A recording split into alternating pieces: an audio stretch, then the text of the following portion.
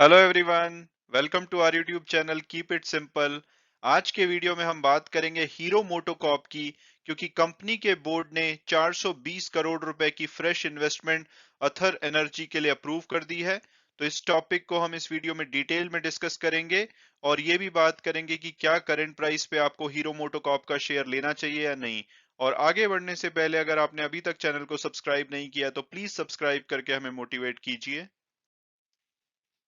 तो सबसे पहले अगर हम कंपनी ओवरव्यू के बारे में बात करें तो हीरो मोटोकॉर्प, जैसा कि आप जानते होंगे, ये टेक्नोलॉजिकली एडवांस्ड मोटरसाइकिल और स्कूटर्स को डिजाइन और डेवलप करते हैं और इनके कस्टमर्स दुनिया भर में फैले हुए हैं।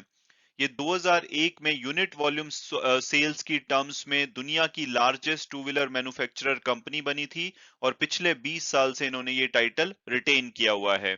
और अभी की बात की जाए तो इनकी जो प्रेजेंस है वो 43 कंट्रीज तक एक्सपैंड हो चुकी है, जिसमें कि एशिया, अफ्रीका, साउथ और सेंट्रल अमेरिका के डिफरेंट देश आते हैं। और भारत में अगर बात की जाए तो डोमिनेंट मार्केट लीडर है। डोमेस्टिक मोटरसाइकिल मार्केट में इनका 50% के आसपास का शेयर है। और भारत, जैसा कि आप जानते होंगे, कि दुनिया की लार्जेस्ट टू व्हीलर मार्केट है।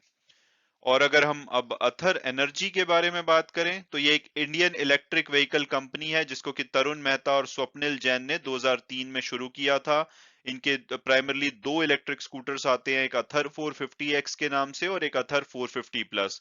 और इलेक्ट्रिक स्कूटर के अलावा इनका इलेक्ट्रिक व्हीकल चार्जिंग इंफ्रास्ट्रक्चर का भी बिजनेस है, जो कि अथर ग्रिड के नाम से चलाते हैं। और अब अगर बात की जाए कंपनी में लेटेस्ट डेवलपमेंट की, तो हीरो मोटोकॉर्प के बोर्ड ने 420 करोड़ रुपए की फ्रेश इन्वेस्टमेंट को अप्रूव कर दिया है अथर एनर्जी के लिए। और ये जो इन्वेस्टमेंट है, ये एक या एक से ज्यादा ट्रांचेस में की जाएगी। और हीरो मोटोकॉर्प ने फ्राइडे को स्टॉक एक्सचेंज को इस बारे में इन्फॉर्म किया था। और अगर इस इन्वेस्टमेंट से पहले की बात करें तो हीरो मोटोकॉर्प के पास 34.8% का स्टेक था अथर एनर्जी में। और अब इस इन्वेस्टमेंट के बाद ये स्टेक बढ़ जाएगा।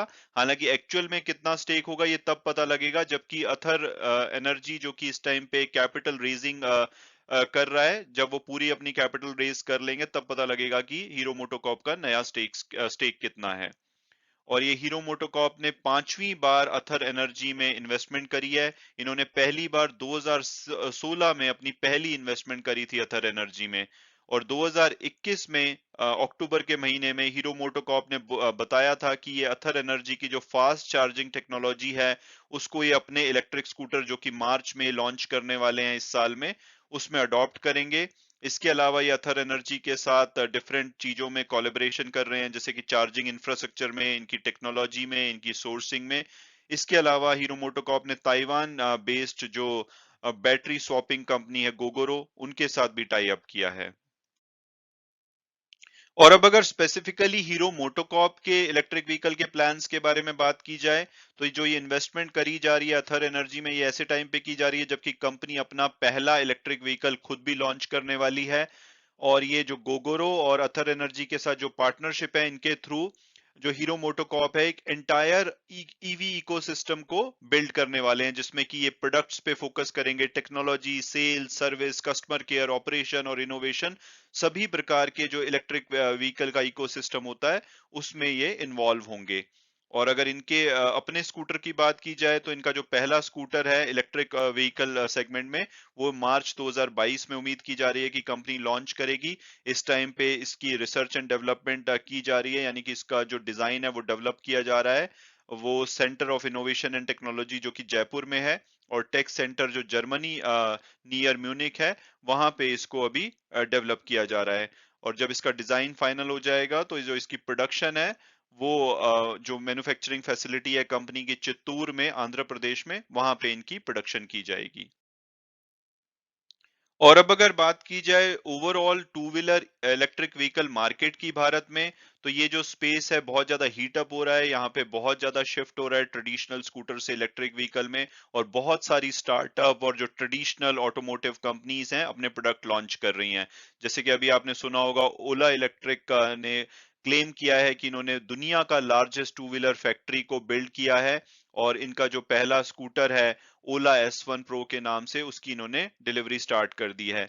इसके अलावा बाउंस की बात की जाए, ये भी इलेक्ट्रिक व्हीकल कंपनी है। इन्होंने अपना जो स्कूटर है इन्फिनिटी के नाम से उसको अनवील किया है, जो कि बैटरी स्वैपिंग मॉडल पे काम करेगा। बैटरी स्वैपिंग का मतलब होता है कि उसमें आपको चार्ज करने की जरूरत नहीं है बैटरी।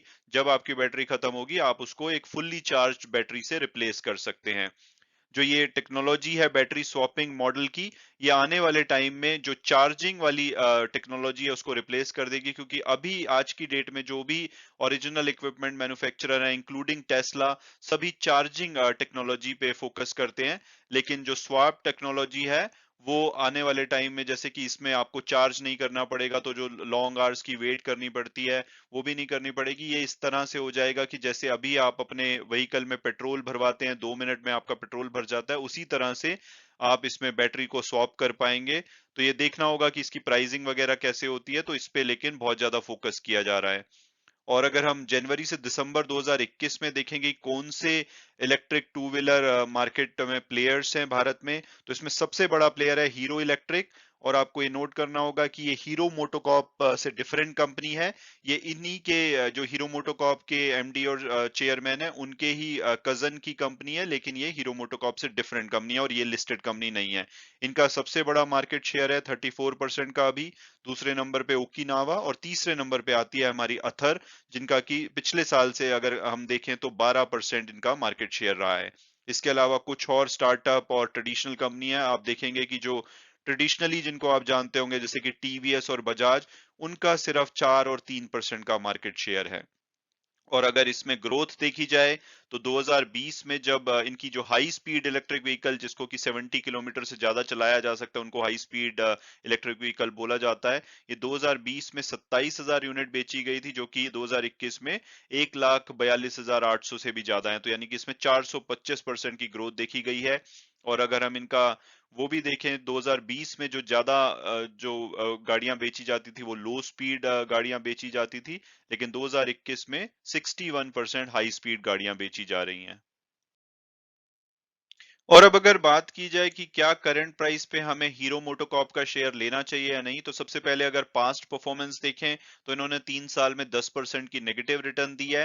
हालांकि कंपनी एक अच्छी डिविडेंड पेइंग कंपनी है, ये 4% के आसपास की इनकी डिविडेंड यील्ड है, तो अगर उसको भी ऐड करें तो लगभग इनकी रिटर्न फ्लैट कही जा सकती है। और पिछले 1 साल में इन्होंने 21% की नेगेटिव रिटर्न दी है, जिसमें से कि 12% से ज्यादा की जो नेगेटिव रिटर्न है वो पिछले 3 महीने में आई है। तो चाहे शॉर्ट टर्म हो या लॉन्ग टर्म हो, इन्होंने अपने शेयर होल्डर्स को डिसअपॉइंट किया है। और उसका रीजन है कि जो ऑटो सेक्टर है वो बहुत ही डिफिकल्ट टाइम से गुजर रहा है। कोविड आने के बाद ये बहुत ज्यादा इम्पैक्ट हुआ है, लेकिन नॉर्मली माना जाता है कि ये साइक्लिकल सेक्टर होता है। तो जब इतना बड़ा रिसेशन आता है तो उसके बाद दोबारा रिकवरी देखी जाती है। तो अगर आपको इस थ्योरी में बिलीव है तो ये एक अच्छी बेट हो सकता है, क्योंकि अगर हम टिकर टेप के प्रेडिक्टिव एनालिसिस को देखें तो वो इसका एवरेज प्राइस 3053 बताते हैं, हायर साइड पे 3743 और लोअर साइड पे 2339। जो कल की क्लोजिंग हुई है यानी कि फ्राइडे की जो क्लोजिंग हुई है वो 2570 रुपए के आसपास हुई है। तो हम ये कह सकते हैं कि अभी अपने एवरेज प्राइस से काफी नीचे पे अवेलेबल है। और अगर हम फंडामेंटल और पीयर्स एनालिसिस को देखें तो एक लार्ज कैप कंपनी है, 51,000 करोड़ से ज्यादा का मार्केट कैपिटलाइजेशन है, और इनका वैल्यूएशन अभी काफी अट्रैक्टिव हो चुका है। हीरो मोटोकॉर्प और बजाज दोनों का ही जो पी और पीबी रेशो है काफी अट्रैक्टिव है। यहाँ पे टीवीएस मोटर का थोड़ा ऑन द हायर साइड है, लेकिन उन्होंने भी फ्राइडे को स्विगी के साथ अपनी पार्टनरशिप अनाउंस किया है कि जो स्विगी अपने डिलीवरी के लिए स्कूटर यूज करता है उसको इलेक्ट्रिक व्हीकल में कन्वर्ट किया जा सकता है टीवीएस के द्वारा। तो इस तरह से ये सभी कंपनीज इस टाइम पे इलेक्ट्रिक व्हीकल पे फोकस कर रही हैं, बट मुझे इसमें हीरो मोटोकॉर्प और बजाज ऑटो पे काफी भरोसा है। और इनकी रिटर्न ऑन इक्विटी देखी जाए तो 19% के आसपास है, काफी अच्छी कही जा सकती है। डेट टू इक्विटी काफी अच्छा है, यानी कि ऑलमोस्ट डेट फ्री कंपनी है, प्रॉफिटेबल कंपनी है।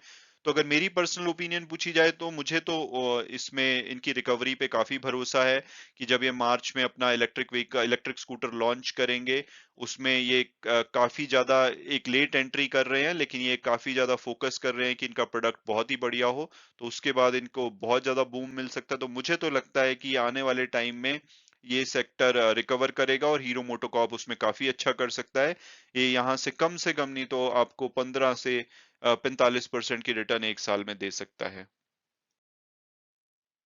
हालांकि वीडियो क्लोज करने से पहले मैं हमेशा की तरह डिस्क्लेमर दूंगा कि जो भी व्यूज थे वो मेरे पर्सनल थे। अगर आप इसमें इन्वेस्ट करना चाहते हैं तो अपने फाइनेंशियल एडवाइजर से बात कीजिए। उसके बाद अगर आप कंफर्टेबल फील करते हैं तभी आप इसमें इन्वेस्ट कीजिए। Thanks so much for watching the video and God bless you all.